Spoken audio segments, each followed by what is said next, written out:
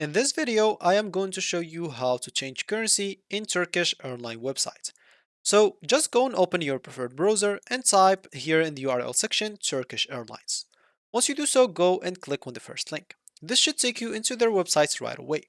Here you will have to go and look for the flights that you want to book. As example for me, I'm just gonna keep this from to and go here and click on search flights.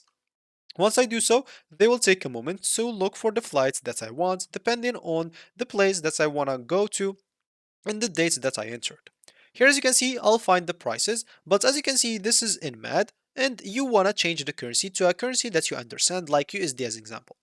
To do so, you will find here an option called Select Currency. If you go and click on that, you'll find here basically to choose the currency that you want to select or you want to change to. Maybe as example you want the US dollars, maybe you want the euros as example. It's totally up to you to choose whatever you want from this menu right here.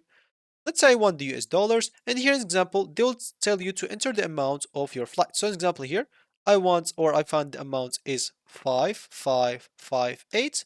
I'm just going to click on calculate right here. And as you can see, they'll tell me the exact price of this flight.